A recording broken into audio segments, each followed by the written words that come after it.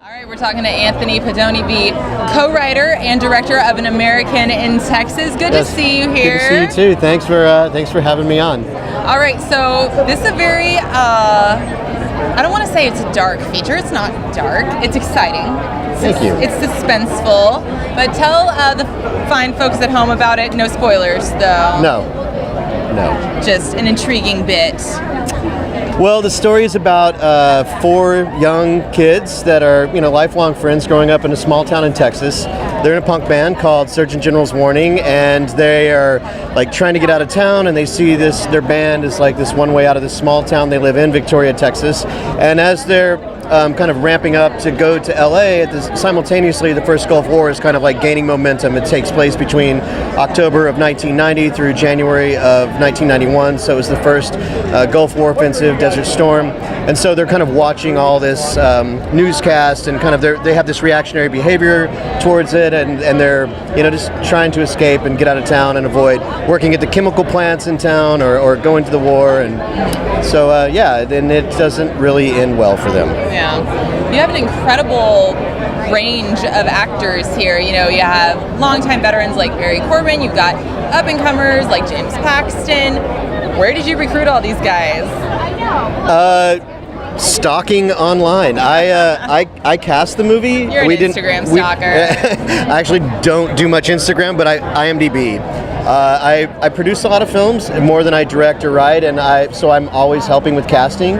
So in my I'm always thinking about my film, it's like a 7-year process. So I would just as I go through cast, I would just save faces, like what a great face, or I got to watch this kid. And I mean, we had Val Kilmer's son, and we had other guys that we had, picked out. But James, we got him through a friend of mine, Matt Cook, who plays the cop with the glasses, that was in Two Guns with Bill.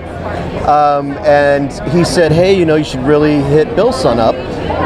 He's a great actor, and I can pass the script to Bill, and he can get it to James for you. So that's how we got the script to James, and we Skyped a couple of days later, and then we just started, adding on from there. That's awesome. Yeah, and Barry, I worked with Linda McAllister before, and I contacted her about Barry, and she was just like, okay, cool, he'll do it. And I was like, don't you want to talk to him? She's like, no, I'm just going to tell him to do it. Yeah. And Barry got to the set. Barry got to the set, and I was like, so let's talk about the character. He's like, I got to be honest with you, haven't read the script yet. And I was like, wow. And he was like, I know, but don't worry, I'm going to be fine. That's confidence, man. No, and he was amazing. I mean, he just sat with it for about 30 minutes, and then he just came out and killed it. Yeah, he did do a tremendous job. Yeah, I mean, he's phenomenal.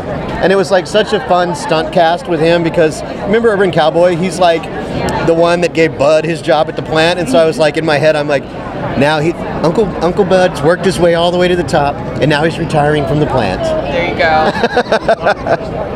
All right, tell us a little bit more about the small Texas town that you shot in. How did they feel about you bringing in all these actors and all this equipment? Oh, Victoria's way used to me by now. I've been there for 11 years, and I've shot several films there. I've started the Victoria, Texas Independent Film Festival, so I have a really good rapport with the municipalities there. It was interesting to go to the mayor and ask, hey, can we steal those flags in the town square? And he's like, what do you mean? He's like, you can't steal our flags. And I was like, no, I'll buy some new flags. Can you just get Parks and Rec to pull those flags down? And he's like, sure. He's like, but I don't think those flagpoles will hold people. And I was like, I think they will. They might. They might. I don't know why. I've heard that they do. I've heard they could. I heard they could.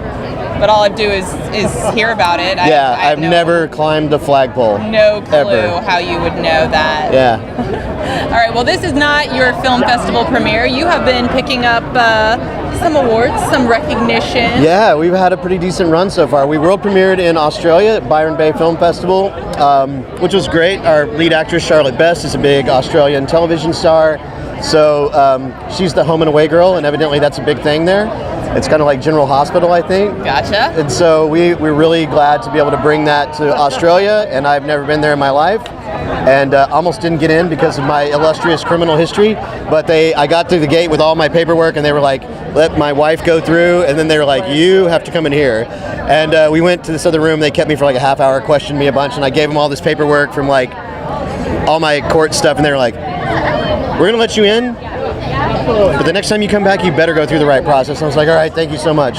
So that was great. And then the North American premiere was at the Austin Film Festival, which was amazing.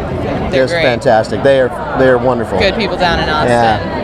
And what's next for the film? Are we going to see it in theaters, VOD? What's going on? You know, it's we have a distribution deal. There's a few more festivals we want to do. We're doing an LA premiere. When is this going to show? As soon as possible. Will it be after tomorrow? Probably sometime after tomorrow. Yeah. All right, we're gonna. This spoiler alert.